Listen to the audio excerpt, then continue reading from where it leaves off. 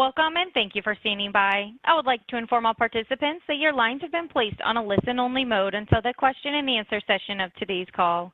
Today's call is being recorded. If anyone has any objections, you may disconnect at this time. I would like to turn the call over to Catherine Hambleton. Thank you. You may begin. Thank you and good afternoon. I'm Catherine Hambleton with NASA's Office of Communications. NASA has completed stacking its Mega Moon rocket for the Artemis 1 mission. It now stands 322 feet tall inside the vehicle assembly building as it enters the final phase of testing before launch. Artemis 1 will be the first in the series of increasingly complex missions that will pave the way for missions with astronauts as we prepare for human missions to explore Mars. Here to talk with us about the recent operations and what is ahead of us before the Artemis 1 launch are Tom Whitmeyer, Deputy Associate Administrator for Exploration Systems Development at NASA headquarters, Mike Bolger, Exploration Ground Systems Program Manager at NASA's Kennedy Space Center, Cathy Koerner, Orion Program Manager at NASA's Johnson Space Center, John Honeycutt, SLS Program Manager at NASA's Marshall Space Flight Center, and Mike Sarafin, Artemis Mission Manager from NASA headquarters. After a brief opening comments from each of our speakers, we will take your questions. You can enter *1 on your phone to be entered into the question queue at any time. Your phones are on mute now, and the operator will open your mic when we're ready and close your mic after you ask your question. We ask that you please stick to one question and identify to whom your question is directed. If we have additional time, we'll do another round of questions. About 1 hour after we conclude, you can listen to a replay of this teleconference by dialing toll-free 202-369-0188. All right. And first, we'll hear from Tom Whitmeyer. Tom? Okay. Thank you, Catherine. Hey, I just got back from the Kennedy Space Center. I was down there on Wednesday. I had a chance to be with Mike Bolger in the vertical assembly building. And what we do is we go into the building, and if you go all the way back and to the right, that's High Bay 3. That's where this vehicle is. And Mike and I were over in High Bay 4, which is across from it. And we got to see the 322-foot tall integrated stack. And it's taller than the Statue of Liberty, and I like to think of it as a Statue of Liberty because it's a very engineering complicated piece of equipment, and it's very inclusive. It represents everybody. As you know, Artemis 1 is the first step to landing the first woman and the first person of color on the moon, and it's a very important achievement for this country. The rocket itself was built using people from every state in the United States of America, and it also involved a partnership with the Europeans, and we're very proud of that. And so before I get started, I just want to take this opportunity to thank all those folks who did all that work to put us in a position as a country to be able to do this next step as we move forward with the Artemis program. So thank you very much. So we've got the integrated stack and the VAB, and we will start to check all the interfaces across the rocket and make sure that they are working properly. They're communicating with each other, and they're communicating with our Launch Control Center. Mike Bolger, who will talk in a few minutes, will give you more details about the testing that's in front of us. I can tell you overall from an agency perspective, we're looking to get to the pad late this year, and then early next year we will do a wet dress rehearsal. After the wet dress rehearsal, we go back into the VAB, back to High Bay 3, and we do some additional checks outs, and then we'll roll it out one more time, and we'll be prepared to launch the vehicle. And we're looking for a period of time, right now for analysis purposes, we're looking at a period of time within February. Mike Sarafin, who's here with us today, will talk a little bit more about those period of time. But in generally speaking, we're very excited. We think this is really tremendous progress, particularly during a period of time where we've had some COVID challenges and other activities and some first-time flow challenges. We're really proud of the dedication of the team, Mike's team, and everybody involved in the process. Artemis 1 is a test flight. It's not crewed. It's our opportunity to bring SLS and Orion up in deep space, take it to the moon. When I flew back after Wednesday, I came in on a plane, and I was on the right side of the plane, and I looked out my window, and it was a clear night, and we had the Hunter moon was out there. It's right at the horizon. And I think everybody who could have been there or saw the Hunter moon themselves, I hope you kind of thought about that for a few seconds and the silent promise that we have to get back to the moon, take our next step, and have the first woman and the first person of color on the lunar surface. We think that's really important. Like the Statue of Liberty, I think it really represents what this country is about. And with that, let me go ahead and introduce Mike Bolger. Mike Bolger is our ground processing lead, our program manager for EGS. Go ahead, Mike. Yeah, hey, thank you, Tom, and good afternoon, everyone. You know, Tom, it's interesting. I saw the moon, too. We had clear skies here as well, and it's funny. Anytime there's a full moon, I look up there and I kind of think about the mission that we've got, and it always gets me pumped up. And this is a really exciting time to be a part of the SOS, Orion, and Exploration Ground Systems team. Here at KSC, we've been preparing for this moment. You know, we've been upgrading our facilities. We've been developing new ground support equipment. We've been writing the software and preparing the team, and now we're ready. And the team has been working around the clock, and I'm really proud of what we've accomplished already. Earlier this year, we stacked the solid rocket boosters, and then in June, we added the core stage and the launch vehicle stage adapter to the stack. We added the interim cryogenic propulsion stage in July and began hooking up all the umbilicals that provide the power and the comm and the coolant and the fuel to the rocket. In August, we started powering up the rocket, first one element at a time, and then as an integrated launch vehicle. And then in September, we performed an umbilical retract test where we ran through a launch countdown and proved our capability to retract all of the umbilicals at T0, ensuring that we'll have the appropriate clearance on launch day.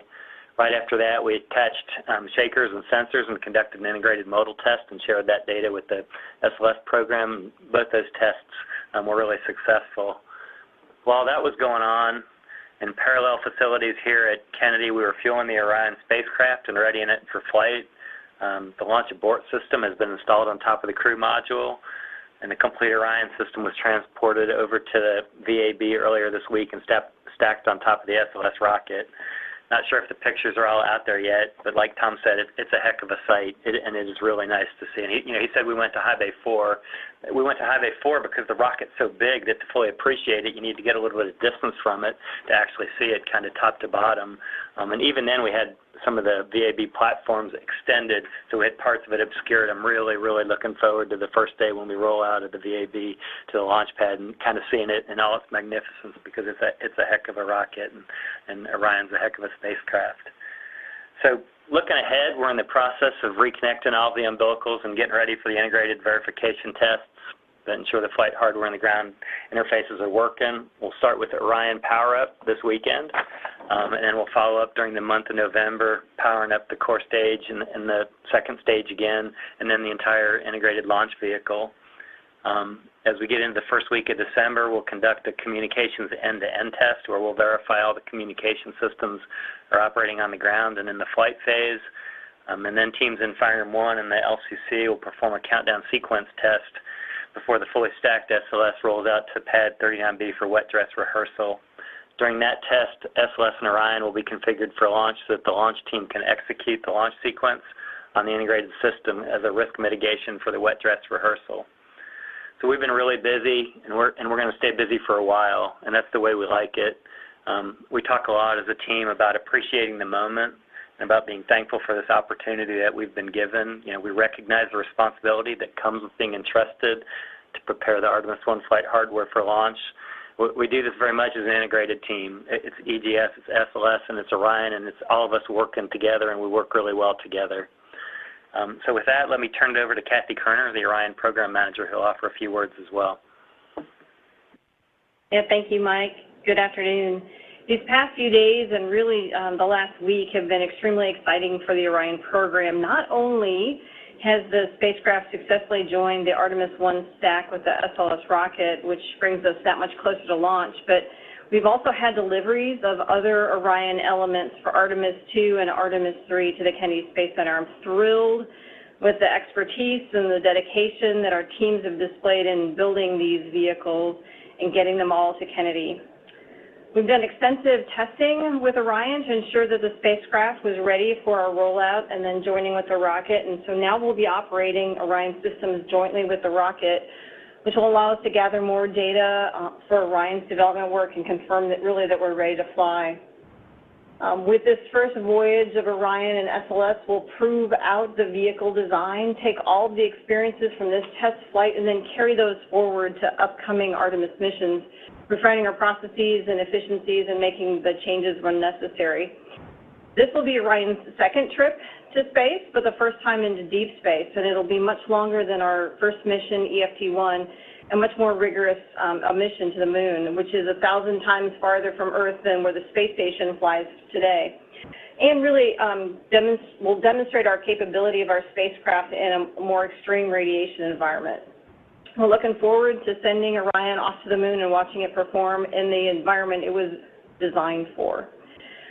The folks that got us to where we are today are the definition of teamwork, and I'm extremely proud of their collaborative achievements, collaboration both domestically but also internationally, building the spacecraft that will eventually take humans farther into space than ever before. With that, I will hand over to the SLS Program Manager, John Honeycutt. John? Okay, thank you, Cathy, and good afternoon, everyone. I'll tell you, I've been very, very impressed just watching the entire stacking and integration that Mike and his team have done in the VAB. We've had, like Mike said, quite a bit of involvement in working as a team across the whole enterprise, and seeing the SLS system come together over the last few months now with the Orion on top gets us to a place where we're ready to finish up the testing and the integration work that we've got to do and head to the moon. You know, I've watched the team over time go through many learning experiences and lessons learned in assembling the rocket and Orion, and I think it's put us in a really good place for the future. We got a strong learning organization, and we've learned a lot about how to put the rocket together, and I think it's gone really, really well. You know, along with putting the rocket together, and you'll hear more about this later, but you know, the entire team across the enterprise has gone through several mission simulations and other ground operations that are preparing the team that's going to undertake the historic Artemis 1 mission. Artemis 1 is the first flight of SLS with Orion. First flight will be a test flight. It'll be the first use of many of these ground systems as well as SLS and Orion. So, you know, we're learning a lot about how to put the rocket together, and the work that we're completing over these final days, for the mission. I'll tell you, I couldn't be prouder of the team that got us to where we are today. Despite the multiple challenges that we faced with COVID and major storms, most recently from Hurricane Ida, and the impacts that it's had on our production facilities, the team, and that includes our industry partners as well, and they've all pulled together and made that happen. We did see really, really good success, as Mike alluded to, in the recent modal testing, and we walked away with a tremendous amount of data, and important data that informs us on how the rocket will perform during flight. And so we'll be working closely with Mike as he goes through his series of tests and gets us to a wet dress rehearsal, and I'm really looking forward to that. So now I'd like to turn it over to Mike Sarafin, who is our mission manager. Mike? Thank you, John. Completing stacking is a really important milestone. It shows that we're in the home stretch towards the mission. In parallel with bringing our rocket and our spacecraft together at our launch site, we've been bringing our mission teams together. So that's our operations teams led by the Exploration Ground Systems for launch and recovery out of the Kennedy Space Center, our flight operations team out of Mission Control in Houston, our engineering teams that are the engineering technical reachback for the Space Launch System out of Huntsville, as well as the Orion spacecraft in the mission evaluation room out of Houston, and then the mission management team. So we've been coming together as one mission team in parallel with our hardware at the launch site. We've conducted a series of simulated missions, and I can promise you that we are on track to fly, and this team will be ready when our flight hardware is ready. We've got some challenging mission priorities ahead of us. We've purposely pulled together a stress test for our Space Launch System rocket in our Orion spacecraft, and our 4 primary objectives are to demonstrate Orion's ability to return from the moon at lunar reentry conditions, to operate our flight systems in the flight environment, to retrieve our spacecraft, and then what I like to call bonus objectives. If you break those down a little bit further, in order to demonstrate Orion's ability to return from the moon at lunar reentry conditions, we need the rocket to do its job. We need to take all that cryogenic fuel and solid propellant and chemical energy that we have on the ground and deliver the Orion spacecraft to the point of translunar injection, and then take all that potential and kinetic energy out through friction when the spacecraft enters through the Earth's atmosphere.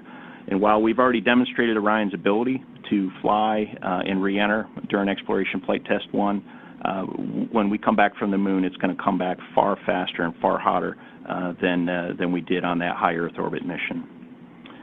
If we break down priority number 2 a little bit further, operating the systems in the flight environment, we need the rocket to fly up through the Earth's atmosphere, through maximum dynamic pressure, and deliver Orion to the point of translunar injection through the boosters, through the core stage, through the interim cryopropulsion stage, all the critical separation events to work. And then as Orion heads outbound towards the moon and then returns, we need to head out through the micrometeoroid and orbital debris environment that encircles the Earth. We need to head out through the Van Allen radiation belts and the Earth's magnetic field and out into the deep space environment.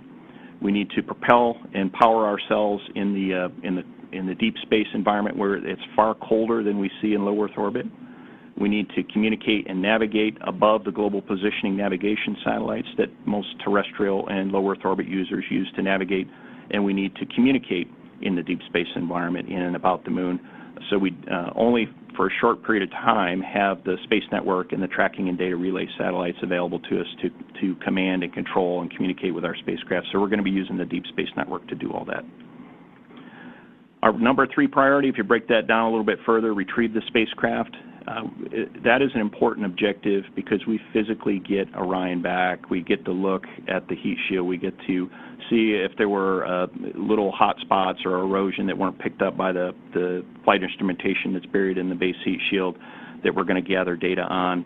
We get the onboard recorded data, that's imagery, as well as flight instrumentation that is captured on board, including during the peak heating period, which has a communications blackout coincident with it as we come back for about 2 or 3 minutes back into the Earth's atmosphere through that peak heating period and slow our spacecraft from Mach 32 to 0 in the course of 20 minutes. We also get back the spacecraft's high precision avionics for a programmatic savings and reflight on other missions, and then the spacecraft structure itself for structural testing post-flight. And then priority number 4 is what I like to call bonus objectives, or to complete our remaining objectives. It's a whole host of activities that are important, but if we don't fully accomplish them, have no material impact on our ability to fly astronauts on subsequent missions. So those are things like deploying 10 CubeSats, each on their own science or technology mission, from the spacecraft adapter that flies on the nose of the interim cryopropulsion stage. It's gathering radiation data for what future astronauts might experience as they fly outbound to the moon or return through the Van Allen radiation belts, through a whole host of radiation sensors and some phantoms on board that are going to monitor what the conditions will be like. And then we're going to bring the public along. We're going to bring each and every one of you along from end to end for this mission throughout day of launch as we head out through translunar injection out toward the moon, in our journey between the Earth and the moon as we encircle the moon, and then come back home, and then entry and day of launch or day of landing and splashdown and recovery. We're going to see some remarkable photos from the wingtip cameras mounted on the ends of the solar array wings. Orion is going to take selfies of itself, and we'll see the moon in the background, and way off in the distance at its farthest point, we're going to see the Earth some 270,000 miles away, and really gain a new perspective for the Artemis generation. So we've got a lot of content packed into this mission. We aim to accomplish all of it, and we've got clear priorities set out to do that. As part of getting ready, our team ready for flight, we've conducted, as I mentioned earlier, some recent simulations. We had our full team as recent as last week. I was down at the Kennedy Space Center and the Launch Control Center, and we did a terminal countdown simulation followed by an ascent through translunar injection sim. And that was a fantastic learning opportunity. Our teams are definitely on track to be ready for day of launch. In early November, we have underway recovery test number 9 coming up, which is a full mission dress rehearsal with air operations, with helicopters, small boats that will be used to initially assist the retrieval of the Orion crew module, and then the recovery ship itself with our Navy counterparts. So we've got all the teams working together to be ready for flight. We've got our wet dress rehearsal ahead of us, and that's an important milestone as well, because we'll be getting ready for day of launch there. We'll have our flight vehicle at the pad. We'll load it with cryos. The only thing we won't do on that day is to launch, and that's purposefully so we can test like we fly, and we're also training like we intend to fly. As we head towards our launch window here that Tom Whitmeyer mentioned earlier, we do have a roughly 15-day launch period in February. Half of those are what we call long class missions.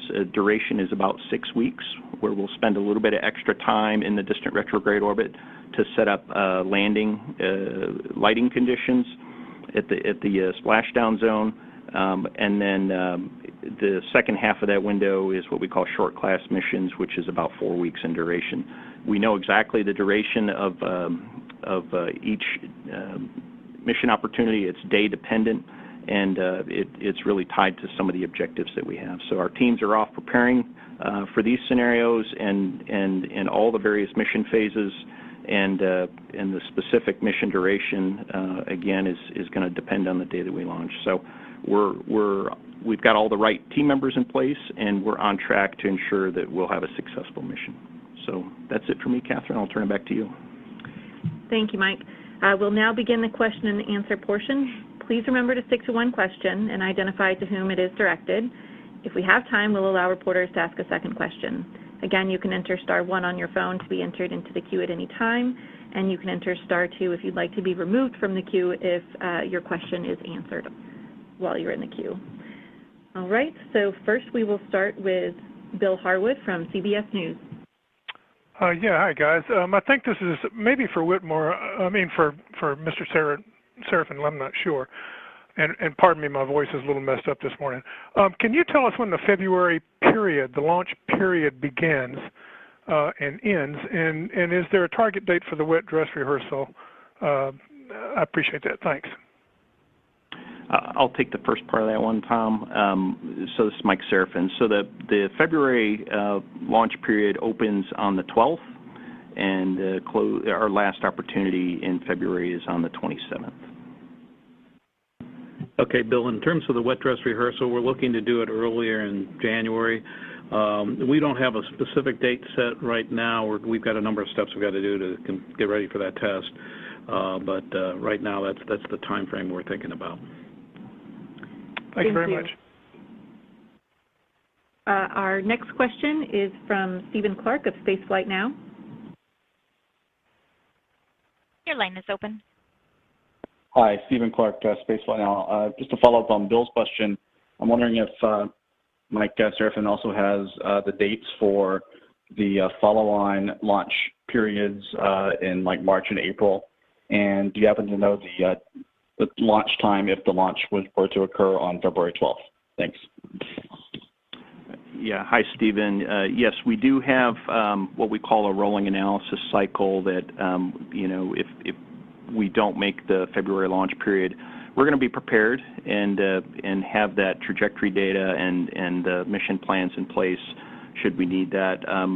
Roughly the pattern that we've got is we're on for roughly 2 weeks, and then we're off for about 2 weeks, and then on for 2 weeks, and then off for 2 weeks. And it really has to do with the three-body problem that we're dealing with. We have the Earth rotating on its axis. we have the moon going about the Earth in its lunar cycle, its 29-day lunar cycle, and then we've got to head outbound and then splash down at a set of daylight landing conditions. And with the interprow propulsion stage, we at certain points in that lunar cycle are performance constrained. This is not a problem that we have when we get to the more powerful exploration upper stage as part of the Block 1B upgrade that's in front of us. But when we get to the March launch period, our opportunities open up on March the 12th and close on the 27th. And then April, should we need that again, would open on the 8th and close on the 23rd. The launch window open time you asked about on February the 12th, I've got here is 5:56 p.m. Eastern. And Mike, how long's the window for that? The window is 21 minutes. And the longest window that we have, again, is day dependent. The longest window duration is 2 hours or 120 minutes. So the window duration varies based on the day that we're going, but its maximum window is 120 minutes. Yeah, Steve, we've talked about this a lot. It's really crazy. The moon moves around on you. When I saw the Hunter moon on Wednesday, it was off on the east, and Mike and I walked to work.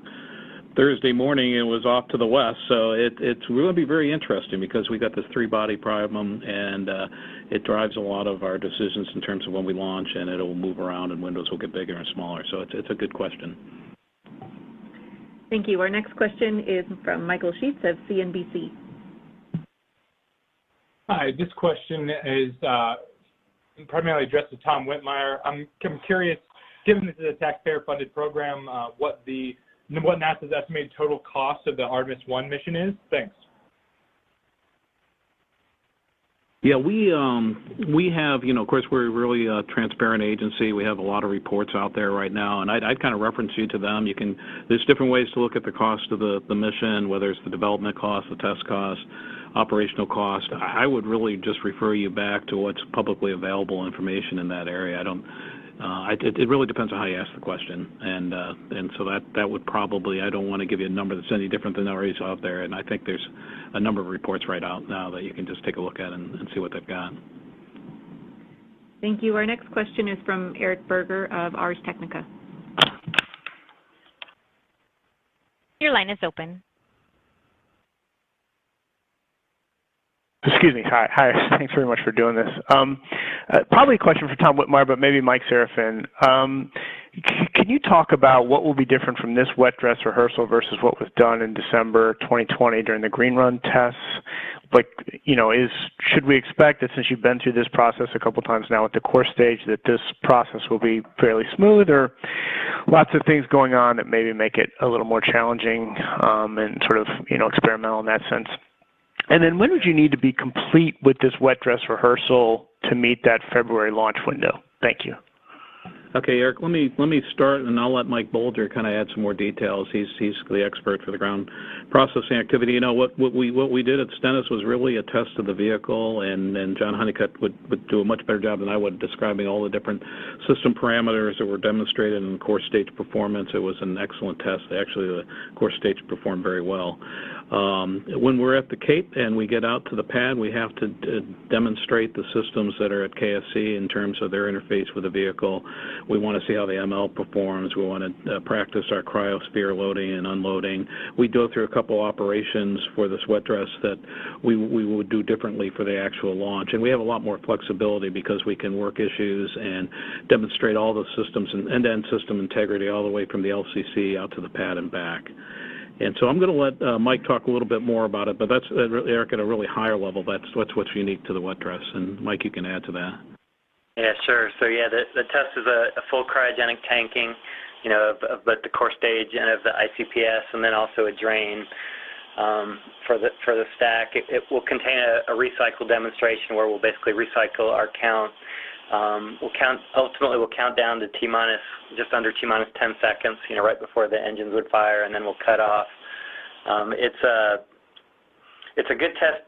Not only of the flight hardware, but also of all the ground systems, like Tom was saying. This is, while we've tested the ground systems, we haven't tested them and the interfaces with the flight hardware. So it's a good test of that. It does run through all of our integrated software together, so both the onboard software and the ground software, and it's an opportunity for the entire test team to be in the firing room with the mission management team, with the engineering support teams at Marshall and at Johnson, and to run through the test. So really, it rings out well. That, the obvious difference is we're not firing the engines. That is clearly the biggest difference. But for us on the ground, it's a great chance to get the team and the ground systems wrung out and ready for launch. I think, regarding your question of, how much time, when do we need to get off? I think you heard Mike Sarafin talk. We've got a couple-week window, so we know we've got, a couple weeks there where we'd have an opportunity to still get a flight off. But we really need to just kind of get through the test and see where we're at, and at that point we decide when the appropriate time to try launch was. Yeah, and Eric, Mike got it absolutely right. That's why we won't really be in a position to set a specific launch date until we have a successful wet dress. We really want to see the results of that test, see how we're doing, see if there's anything we need to do before we get ready to launch. And I know you know this. This is, and everybody else will tell you this in this industry, that there's a series of activities that we need to successfully complete before we have the opportunity. This is the first flight of this vehicle, and so we are dedicated as an agency to taking this a step at a time, making sure we successfully pass testing that we still have in front of us in the VAB as well as the wet dress rehearsal, and we're absolutely committed to just taking a step at a time, seeing how the test results are, seeing if we have to make any parameter adjustments or anything of that nature. We've been very fortunate. The hardware's performed very well up to this point, but the reason we do these tests is to make sure we're really ready to go. And so just like I used to have a similar job for the shuttle program, we'll take it a step at a time.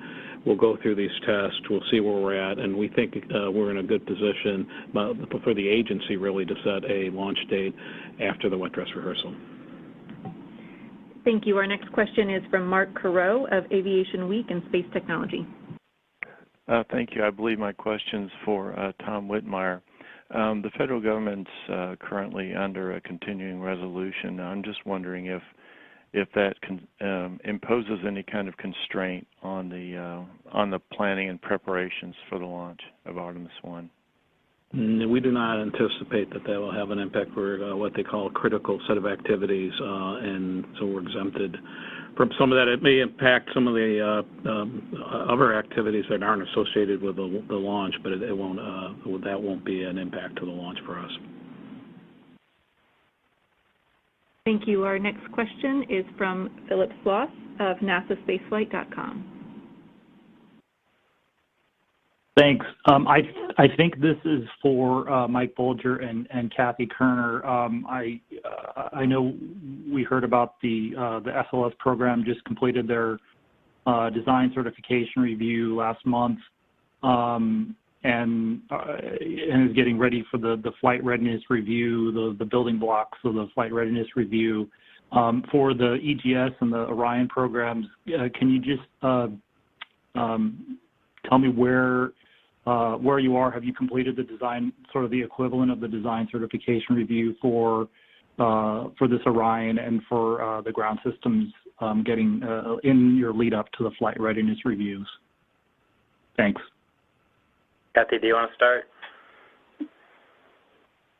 Sure. Thanks, Philip. Appreciate the question. Yeah, so for this test flight, we have completed our design certification reviews, and what we're really in the process of doing now is finalizing some of the testing and the paperwork required to commit to flight readiness. So we will start that process here in the next few weeks, actually, as we do the march up to the wet dress rehearsal, such that we're ready to support whenever the integrated stack is ready to support a launch.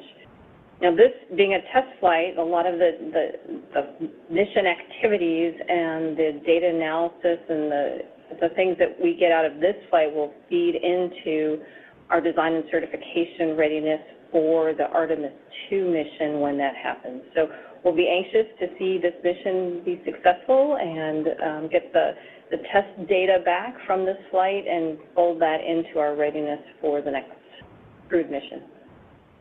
Mike?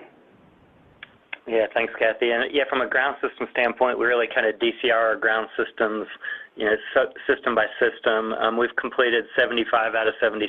We've got one that's coming up here in a few weeks related to a PAD ECS system. So we're in really good shape. Everything's on track for that. We've accomplished all 4 of our operational readiness reviews. The most recent one being our operational readiness review for integrated test and checkout, which is the sequence of tests that we're getting ready to get into now. So we're in a really good position to move forward with the testing that we've got in front of us. Thank you. Our next question is from Gina Sensuri with ABC News. Could you go into, anyone can take this, a little more detail about why the day you launch changes the mission mode? Yeah, Gina, I think you were kind of broken there, but I think your question was, why does the day of launch change the mission duration? Yes, that's correct. Yeah. Frankly, it's a creative solution by our mission planning teams that improved our launch availability. When we initially did our mission availability analysis for Artemis 1, we quickly realized that with what we had as a baseline, a short class mission, which is a half revolution of the moon in what's called the distant retrograde orbit, we could fly roughly a week per month with the interim cryopropulsion stage. So the teams looked at what knobs we could dial to improve the number of days we could launch per month, and they came up with the option to increase the amount of time we spent about the moon in this distant retrograde orbit. And if we go from just a half lap to 1.5 laps, then our mission availability essentially doubles, and we get about half a month rather than just a week a month. And that was again, a creative solution, given the other constraints that we have to deal with. And if I could just kind of go back to a response that I had with Stephen Clark. Stephen, you had asked about window open times and window durations.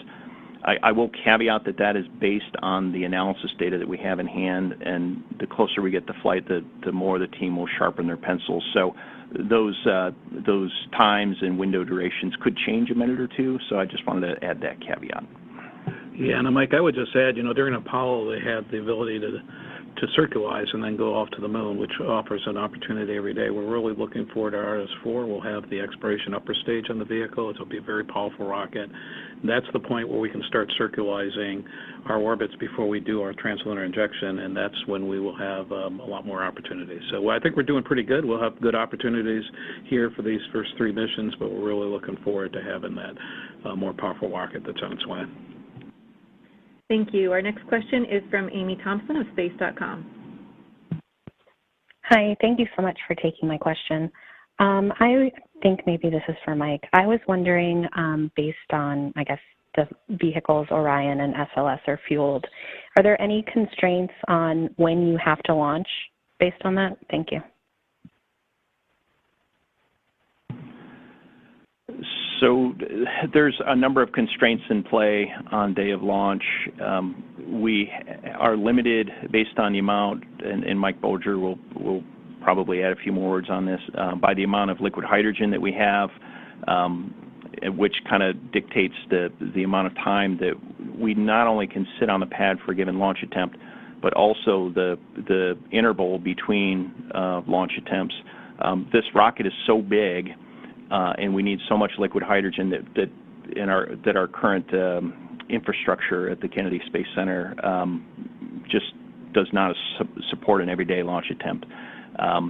We also have a number of other constraints that we need to look out for. So we need to do collision avoidance screening, and that could actually result in a launch window cutout. When you go to low Earth orbit, you don't have to fly through all the stuff that sits between us and geosynchronous orbit, but we screen against all of the objects in the debris catalog, all the way through the point of translunar injection and a little bit past spacecraft separation, which is a little over 2 hours into the mission. So we have collision avoidance. We've obviously got natural environments. We've got weather that needs to be considered. We have a day of launch assessment against the atmosphere that we do, and we'll be gathering data through weather balloons and a Doppler weather profiling system that will tell us the winds aloft and any other conditions that might exceed the vehicle's ability from a structural standpoint to fly through it. So we'll be monitoring the day of launch conditions. We also have some valve cyclings and valve pressurization that we need to manage that can cause us to need to drive the specific time that we go. And then there's a whole host of other constraints that are associated with just general vehicle configuration that are based in what we call launch commit criteria. So we've got a fair number of constraints, and we've trained our ability to work through those constraints and to successfully get to T0. I hope that answers your question. Yeah, hey, Mike, I'll add just a couple things. You know, like you said, from an SLS standpoint, you know, we haven't fueled, but we will fuel as a part of the launch countdown sequence.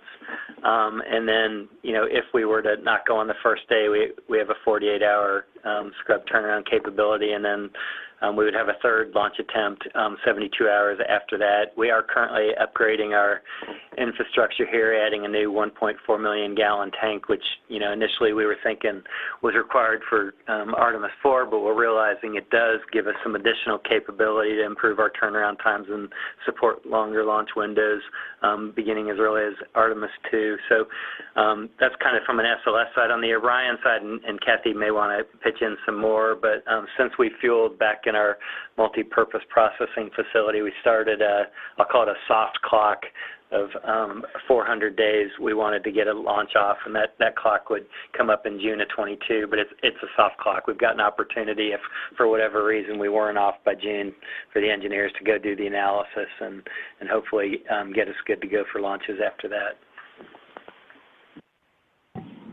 Thank you.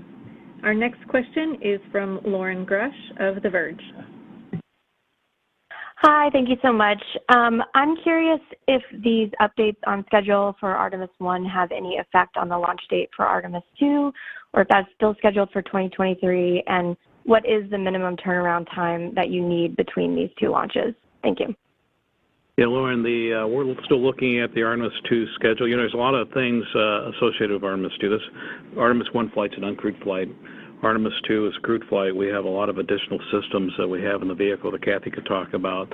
In order to accommodate the crew, we have an environment control life support system and crew displays and other activities. So they're actively working on it right now. As you heard, our European partners have just delivered the service module to support that mission. I think the agencies continue to look at that. We're evaluating the status of that mission, and we'll probably have an update here in a little while on that. But today we're just going to focus in on our first step, which is the Artemis 1 mission, and then a little bit later on we'll get to the subsequent flights. Thank you. Our next question is from Irene Klotz of Aviation Week. Thanks, Stephanie. Was there anything that turned out of the integrated modal test or anything else that put the wet dress from November to December? I can start on that, and then maybe Mike can add some stuff. No, I mean, the integrated modal went really well, and my hat's off to John Honeycutt and his team. Do a lot of the vehicle analysis that we have for structural loads, and they helped lead that. A guy named Dr. John Blevins was the guy that actually helped coordinate that test. It was highly successful, and to be honest with you, they did a really good job. And so the data looks good. We've taken a number of modal surveys of the vehicle in different stages of its being assembled, and therefore we have what we think is a really great catalog that we'll have available for this vehicle in terms of its structural activity. I would say that really when we look at where we are right now and our path forward, a lot of there were first-time challenges, but also COVID was a very significant input. on the operations at the Kennedy Space Center. I'll let Mike talk a little bit more about that, but I think they did a really good job, to be honest with you, working through. They had a third surge that came through here, and I don't know if you follow this. Most people, I think, throughout the country are pretty familiar with kind of some of the challenges that we've seen throughout our nation, really. And I think, when you talk about vehicle processing, we have a lot of safeguards that we have in place, CDC and other NASA type safeguards to make sure we're doing the right thing. And Mike has been doing that, and his team has, I think, done a really tremendous job under the circumstances that we've been operated on to be in the position we are right now. And I honestly am very proud of that team, and I'm very proud of the workers down at the Kennedy Space Center and what they're doing to keep this vehicle moving forward. And I don't know if you want to add to that, Mike, but from my perspective, I'm just really grateful and proud of the team down at the Kennedy Space Center. Yeah, that is how I would describe it too. I'm really proud of the progress that we've made. I mean, we've always been working to, a managed to schedule, and as you go through a first-time flow, we learn things. And so, some of the things that we learned is in our time leading up to the umbilical retract test were that some of these umbilical mates took longer than we had in our original plan. It's a pretty complex interface, and we needed to take our time, and we needed to do it right.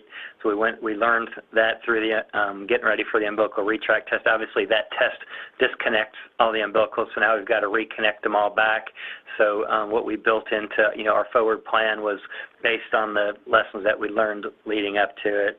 And similarly, we've got to establish the internal access to platforms that allow us to get inside the launch vehicle. That took, again, a little longer than we had expected, and so we built that into our plan forward. COVID has absolutely, been a part of the story. In Florida in August and September, it hit our area very hard, and obviously, our team lives in the area, and so it hit our team similar to, what we saw in the local community. And so when we had positive cases, it not only took that person out of the workforce at times, but all the close contacts with them as well. So while we worked, while we did everything we could, we wore masks, we kept social distancing to the extent practical. If you were going into our fire rooms, we took temperature checks, we put plastic dividers, we took all the precautions we could. We still ended up with some cases on the program, again, consistent with our community. I'm really proud of the resilience of the team working through that environment. We're fortunate now that it has very much subsided. We had the spike in August and September, but it's much more back to how it was prior to that. And I think we've got a really good plan forward, and I think we're looking forward to executing it. Thank you. Our next question is from Derek Newsom of Space Scout. Hi, this question's from Mike Sarafin. You mentioned there are two different types of missions laid out for Artemis 1, the long duration and the short duration. Is there any particular between them that the team would favor, targeting the short over the long or the long over the short? Thanks. Derek, that's a good question. We're going to fly when the hardware is ready to fly, and the value of getting this flight test off and learning from it so that we can do our post-flight analysis and then prepare for downstream missions far outweighs any preference that we would have over flying a short class versus a long class mission. So we're really just focused on flying and being prepared when the vehicle's ready, and we will take the opportunity that's in front of us at that time. Thank you. Our next question is from Mark Sumner of Daily Coast Media. Hi, good afternoon. Mark Sumner, Daily Coast. I'll direct this to Mike Sarafin.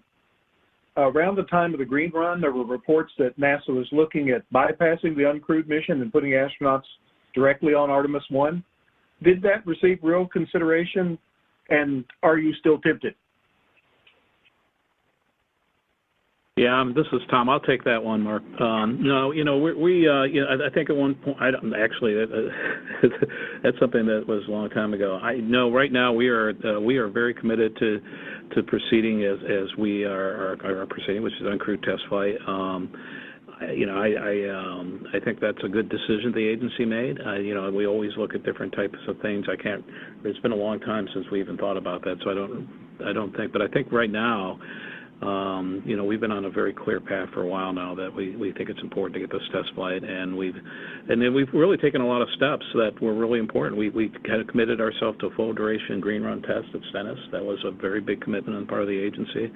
We're committed to doing this full up wet dress rehearsal. There's a lot of things and other steps along the way that we could have done differently, and I think I'm very proud of the patience of everybody, because the first time you fly a launch vehicle, you have to go through these things and make sure you fully characterize and understand the launch vehicle before we commit the crew.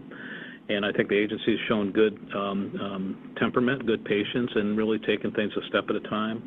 And even through some difficult stuff like the storms we had at Stennis last year was very difficult, and John and his team and our team have committed ourselves to taking all the right steps to get this vehicle ready to go. And so I think we are what we think is a really good path. And Mike, I don't know if you had anything you want to add to that, or the only thing I would add is to kind of emphasize what Tom said. We routinely look at what kind of different knobs we can dial or what the art of the possible is, and I would just classify that as an art of the possible type conversation. And when we brought the option as well as the risk profile associated with it compared to our baseline, folks decided to stick to the baseline, and that's the path that we're on. Thank you. We have time for one more question. We'll go to Stephen Clark of Spaceflight Now. Thank you for taking another question. I wanted to follow up on an earlier question about Artemis 2. I know you said you want to talk about Artemis 1, but I understood that one of the driving items for a schedule for Artemis 2 is the time it takes to refurbish some of the avionics in the Orion that comes back from Artemis 1. How long does that refurbishment take? And I guess that gives you an idea of the earliest Artemis 2 could potentially fly. Thanks.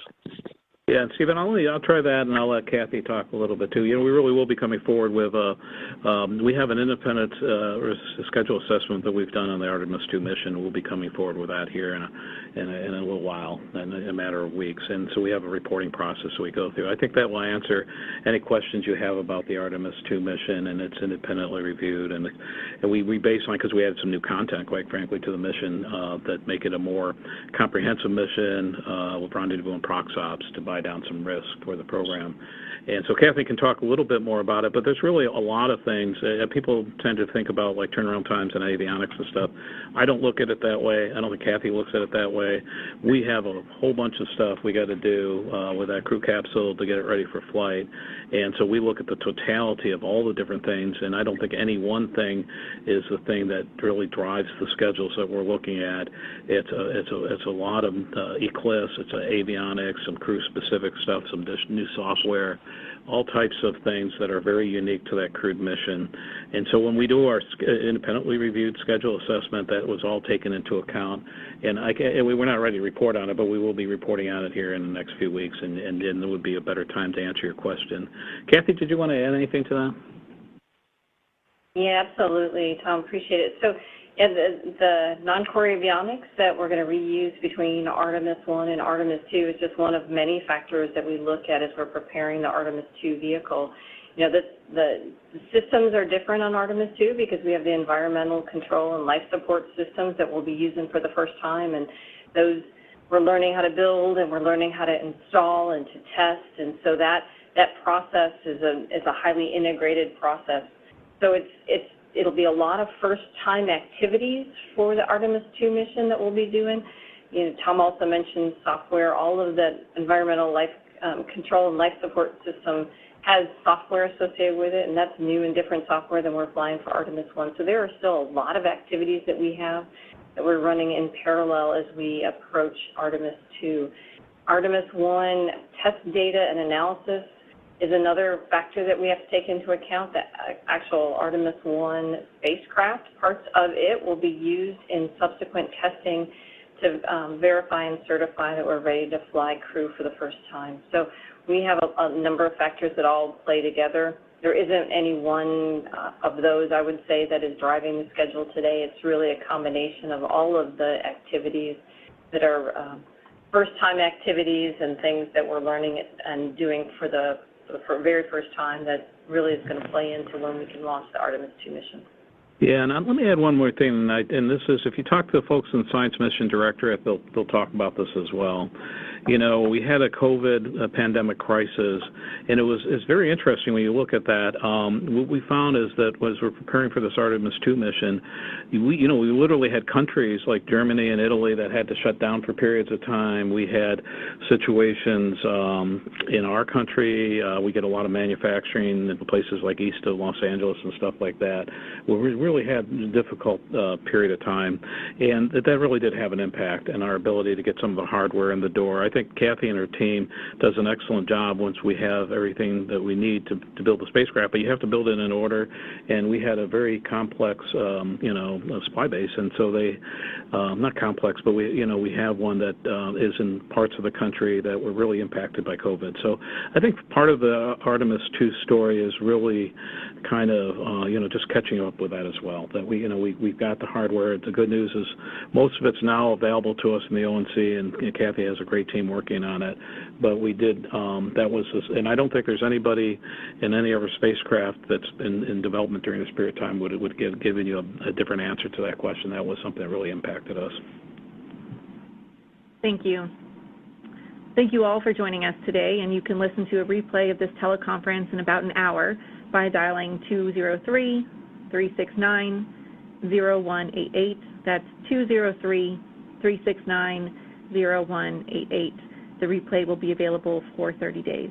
The SLS rocket and the agency's Orion spacecraft, along with the Exploration Ground Systems at Kennedy, will be the backbone of NASA's Artemis missions to take human exploration farther into space than ever before.